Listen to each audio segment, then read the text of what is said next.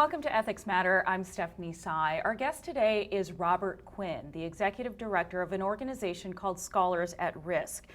They provide temporary teaching positions and advisory services to hundreds of threatened scholars around the world every year. Robert, thanks so much for joining us on Ethics Matter. I understand your caseload has grown a lot in the last year or so. That's true, Stephanie. It's a pleasure to be here. Unfortunately, our caseload has skyrocketed. What normally was about 300 cases each year is over 600 right now and has been for at least the last year. And a lot of that, I understand, is because of the war in Syria. There are scholars that are literally fleeing for their life when it comes to Syria, but also Turkey. You visited Turkey last year. Tell me what the situation is there. I did. You know, the situation is really unprecedented in the modern history of Turkey, despite a history of military coups in the past.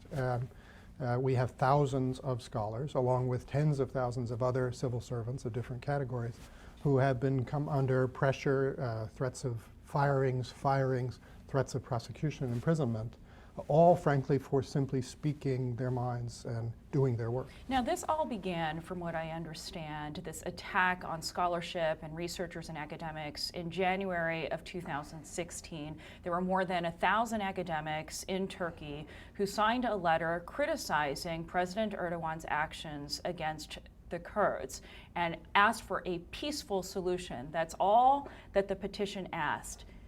What happened in response to that? Yeah, that's true. So they call it the Academics for Peace petition, and it was a group of academics saying we believe we need to stand up for truth and that there's a better way to resolve the problems of the country. And as a result, the government immediately put all of those who had signed the document under investigation. And in the months that followed that, numbers were fired, numbers were forced into retirement. Several were put up for prosecution. They were arrested and facing prosecution with long possible prison terms. Prosecution on what charges?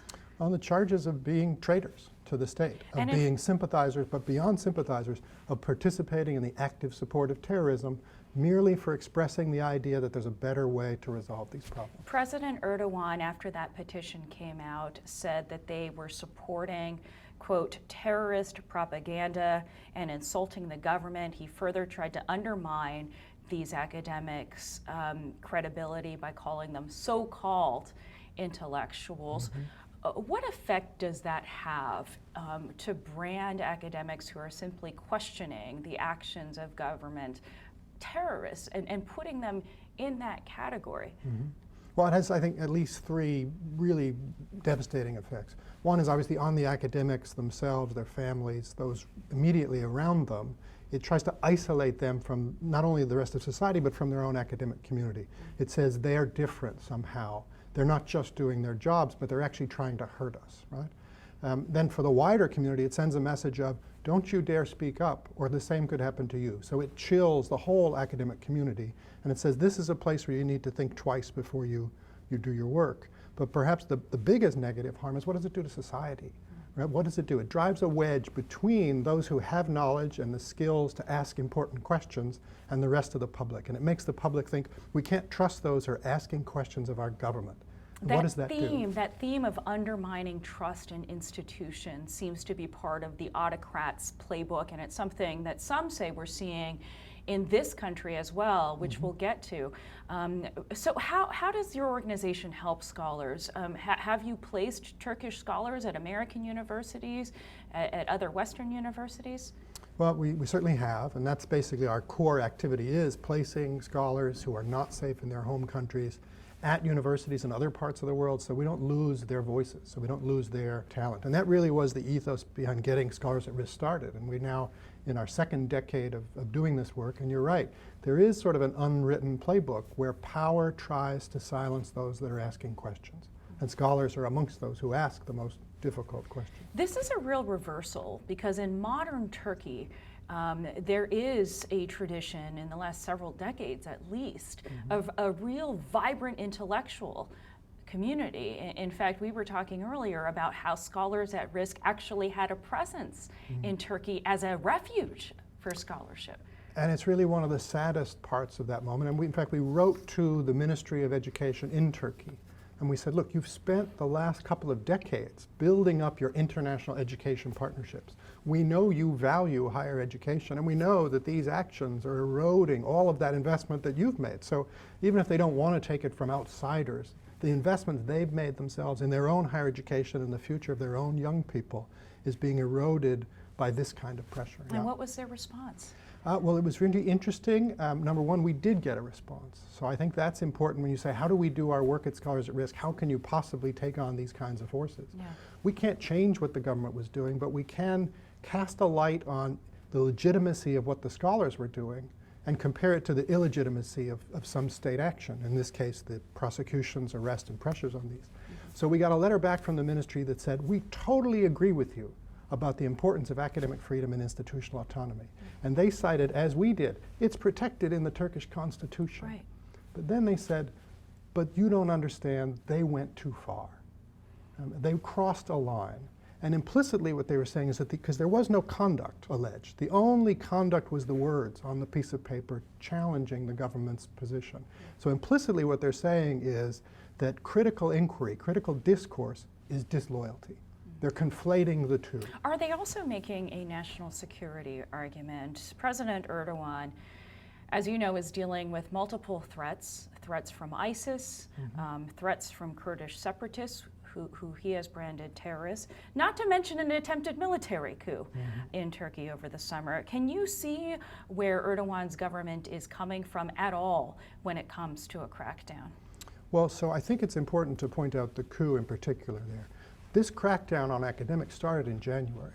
The coup attempt wasn't until July. Right. So there's some sign right there that this wasn't about the coup. This wasn't about attempt to overthrow the government. Are we sympathetic to the fact that there's a very difficult geopolitical situation in Turkey as well as domestic politics? Of course. And our letter to the government said we are sympathetic to that. But what we also said is that any country, any state that is democratically legitimate and based on rule of law has to find a way to address those challenges within the frame of rule of law and within one that doesn't shut off discourse. You can't equate asking a question about government policy publicly with treason. When you do that, you're no longer a democratic state.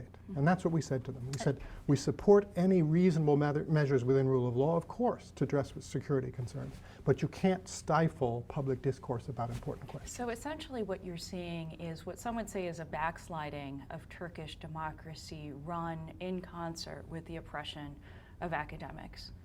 Well, what we're saying is really whether it's Turkey or anywhere else, if you conflate critical discourse with disloyalty, that is the beginning of the end of democracy. We know, for example, that there is support among the public for ISIS in Turkey. What does that translate onto a university campus? Do those types of voices, does ISIS ideology have a place on a university campus? You know, so that's the great challenge of having open discourse, right? And universities in particular. And so the implication is there no limit? Don't we have to draw a line somewhere, right? And the government's drawing the line at any criticism. So what we're saying is, no, that can't be the line, right? What we're saying is that the special nature of a university in a democratic society is number one, is that academic professions figure out where the line is, right? They, under the rules of their discipline, have to determine what is appropriate inquiry and appropriate methods for doing that within the scope of the university. There's one bedrock rule, though, and I think it's really important to remember, and in that in the university space, we don't support violence. We don't allow you to get your way in that space through coercion and force. So if someone were in the university space and they were forcefully and intentionally advocating violence to get the way in that space, well, that would be a violation of those principles. Sure. But that's not what happened in Turkey. What happened in Turkey was 1,000 people signed a piece of paper saying, please stop killing people, please try to negotiate a way to peace. What does all this portend? And this may be outside of your wheelhouse, but clearly you've given the societal impact some thought. What does this crackdown on academics and scholars portend for Turkey's future? Well, we know it's not helpful, and it could have very long negative effects. Turkey, like many countries in the region and many countries around the world, has an extremely young population. And those young people are going to be coming up and they're going to be taking power and they're going to be active players in the economy and the society. So what do you do with young people if they're not able to get a fully enriched, open, global education? Will they be more closed off than the prior generation in Turkey? What will that mean for Turkish policy in the region? Will they be more inclined or less inclined to take evidence of different opinions and consequences of actions? So I think we really have to worry, not just in Turkey, but really anywhere in the world, when we see a crackdown on universities. It's not just about what's happening today, and it's not just about to the professors who are in jail or the students who get arrested. It's also about what happens to the future generations and therefore the policies of that state and its impact on the rest of the world. And it also strikes me that it's more insidious than simply jailing or intimidating scholars. There's a self-censorship effect that must happen at these universities, because you're talking about people losing their livelihoods. Self-censorship is the big dark matter in all of this, right? So we see, and in fact our motivation is to help as many individual scholars as we can, because they're the bright spots. And it's through looking through the individual cases that we help that we do see those much, much wider impacts. All of us are smart enough to know when the handwriting's on the wall, maybe we need to stay clear of this issue or that issue. And that's really the big risk in this, is that we get to a place where global higher education accepts that there are zones that are off limits. And maybe it's a different zone in each different part of the world or each different country, but what we end up with is sort of a Swiss cheese zone of academic freedom rather than a fully open debate. Beyond Turkey, you have active war zones in Syria. You continue to have active war zones in Iraq. For example, ISIS made the University of Mosul a base. I understand that that's now been liberated. So these are sort of the obvious places where you have scholars literally at risk for their lives. What are some of the non-obvious places where scholars are persecuted? Well, in our experience, the way I look at this is you have a sort of chronic and acute problem, right? So the acute problem of the day is Turkey, is Syria. It's the places that you would see in the news. The chronic is always there. There's always pressure on scholars and ideas, and maybe that doesn't get into the papers quite as much. So in the history of our program, we've had cases from over 120 countries. So this really is everywhere. In some places, it might be the one scholar who wrote that paper that was particularly politically sensitive. In other cases, it's dozens or hundreds. Right now, so for example, in addition to Syria and Turkey, we have a lot of activity in Thailand, a lot of pressure on the universities there. Venezuela, in addition to the overall collapse of the society, generally the universities have been suffering terribly, and when you talk about brain drain, you're seeing generations of doctors and intellectual people, educated people, leaving Venezuela just to be able to support their families as they go forward. That's going to have devastating consequences long term. In Southern Africa, of course, we have cases. In Asia, we have cases. It really is a global dynamic. Is the common thread among those scholars that are persecuted that they are doing political work that somehow challenges the values of the governing party? It's a common, understandable predisposition to think that. And there certainly are scholars that know they're working on something that's politically sensitive, let's say constitutional reform or human rights, right? But actually the truth is, as you get into this work, you see no. It's anyone who is generating knowledge or anyone who's simply trying to get people to connect and ask questions. And so we've had scholars who come through our program who were agrarianists, who were trying to develop different forms of agricultural products. We've had scholars whose work touched on environmental issues, and therefore they've had corporate pressure come on them. We've had scholars who worked on public health issues, but because their data was different from government official numbers, it became tense with the government. So anytime there's a power base, a government or otherwise, non-state, that depends on a certain narrative of truth or a certain set of facts, scholars who work on narratives intentionally otherwise that end up being counter-narratives can come under pressure. There's so much discussion in the post-election, post-US election 2016, the election of Donald Trump, in which so-called fake news played a role. There's so much discussion about that, and you're talking about how scholars are generating truths. They're generating facts and data and narratives that may run opposite, but are grounded, I assume, in fact and knowledge. Does that make scholars in this country the next target of a society that may not value fact and just may not care what fact is? They care about sentimental narratives, what they feel to be true. Yeah, I mean, I don't want to write off our society and say we don't care about facts. You know, we're living through an historically challenging time in that we've had an explosion of information and at the same time a democratization of how information gets out. And so I think we're in a phase where we need to revalue curators of information and how we decide which curators are worth listening to and which aren't. In the best incarnation, the universities and university scholars are themselves serving that role to the public. They're curators of complexity. They're developers of data. And then they can help shape that and fill that into the, pour that into the public discourse. At the same time, again, in an ideal, they're training young people to develop those skills for themselves. So when they go out into the world, they are curators for those that they come in contact with, and they come to appreciate expert curators, you know? So I think we are living at a moment where that isn't happening, or at least the respect for that isn't as much. And I would like to sort of, you know, call it straight. Fake news is a lie, right? I mean, when we say, what is fake news? It's a lie, yeah. Right? It's putting out a lie as if it is true. That's different from when scholars put out the best available research at the moment and have an interpretation of it and have an academic debate over it and so forth. So I think we're living through a moment, yes, but I think that moment is only highlighting how critically important scholarship and that exercise and the connection between universities and the public is for all of us. I think of climate change and the fact that I think some 99% of climate scientists and geologists and people that study climate agree that the Earth is warming and that it's caused by human activities. Mm-hmm. And that in this country, that is still a debate, that the facts on climate change are still up for debate. Isn't that an example of how powerful the narrative can be, even when it contradicts actual science? And how careful do scientists need to be now of delving into those political polarities at the risk of being discredited by the President of the United States himself? Well, I think you're right that these are challenging times.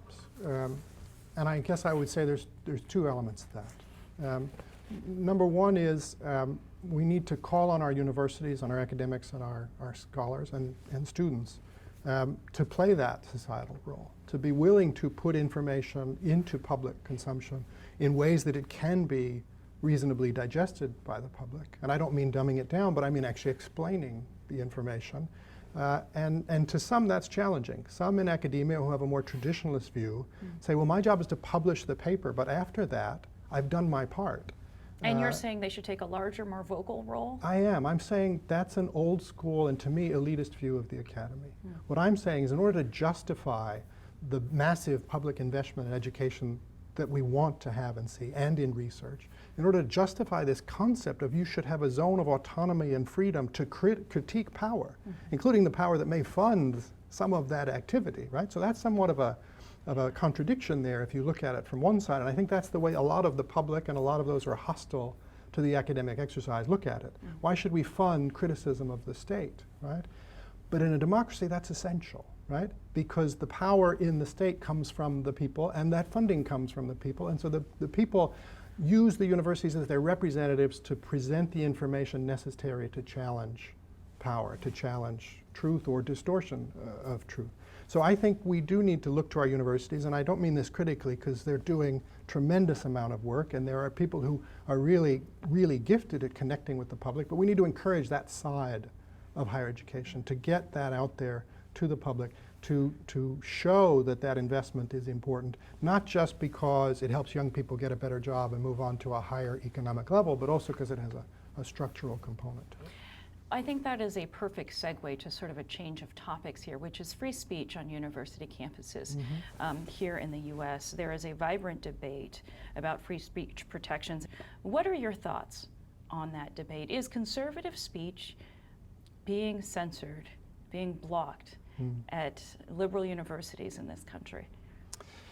You know, I think we have to go back to what I said earlier about what is the bedrock principle of the university. Whereas we had a workshop in Amman, Jordan about 6-7 years ago, and we had representatives from countries all over the region come, so all of the Arab countries. And we ended up with the question, what's the difference between the university and the street? Right? And the answer came from a president of a Palestinian university. And he said, in the university, we leave our guns at the door, right? And I thought that was profound. And what he meant by that was, and he acknowledged, even if it's not true every day, in a real sense, what we say is that here in this space, we can't get our way through violence and coercion, right? In the street, you can have any opinion you want, and I can challenge you, but if I challenge you too far, I might get punched in the nose, right?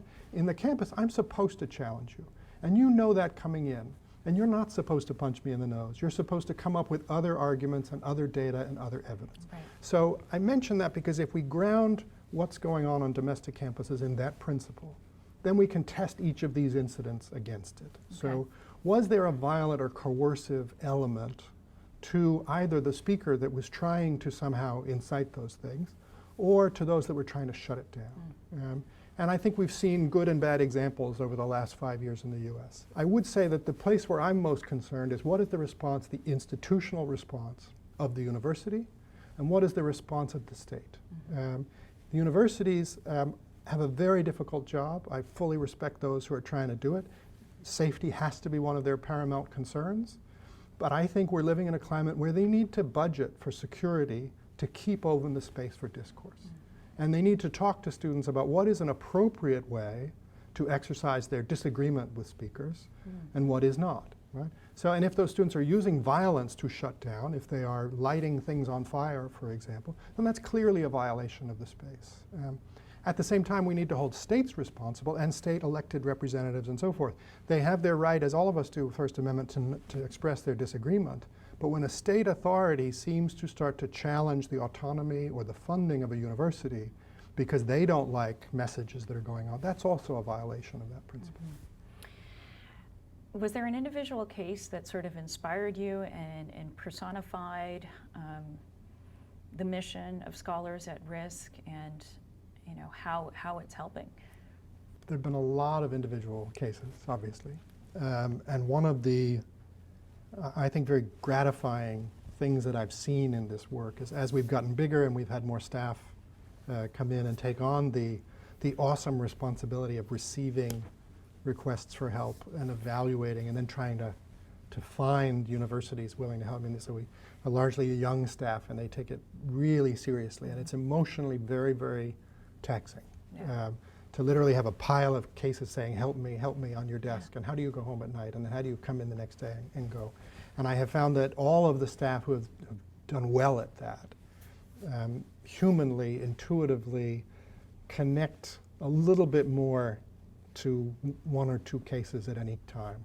We had one colleague who was very young when he came into the program from Afghanistan, and he was a researcher on human rights issues, and he assisted international NGOs in documenting warlord abuses and so forth. And so you can see the danger that comes from that. But sure. I thought you can also see why that matters to that country. How are they ever going to move forward after 40 or 50 years of war if they don't get some reckoning, right? So critical.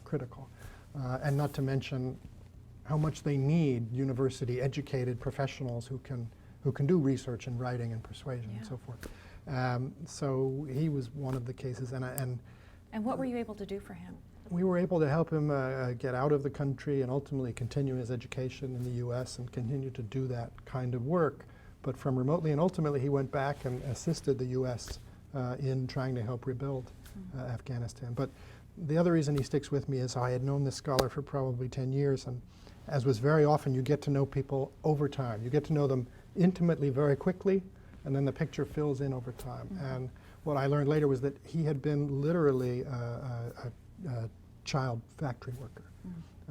And so I didn't know him for a decade until I get the story of literally how he was sitting with 3 other children in this tiny little space, literally wrapping candies, and candies would get shipped out and so forth. So the arc of his life, and our just being able to help one little piece of it, and trying to help a country like Afghanistan move from having children literally chained to a table in a factory to writing human rights reports, trying to advance justice in their country. So there's that one. Such a tangible effect, too. I mean, you think of sort of the cloistered confines of academia, and in this work, you actually you see results, and you interact with people that might not have access normally to that ivory tower, and the pathways that they took to get there. I mean, that must be really inspiring. It is, and I'm not an academic by training, so for me, coming into this work was really eye-opening and disabusing of the myth of the ivory tower. Are there some academics and some institutions that lean that way a bit? Sure. But actually, higher education today is incredibly open. It's incredibly engaged with the local community, with the national community, with the world. And that was something that really inspired me. And the willingness of the higher education sector to see our program work. We don't have any power. We don't have a bank of jobs to give out to scholars when they come to us. It only works because universities and the people in universities say, those are our values. Yeah. And yes, we want to try to help. And that's all we ask. And we don't ask them to try to do everything, and they're not trying to take people on for the rest of their careers. But that little bit of help at the right moment in time is transformative. Yeah. Thank you so much, Robert Quinn. Terrific. That was terrific. Thank you. Thank you.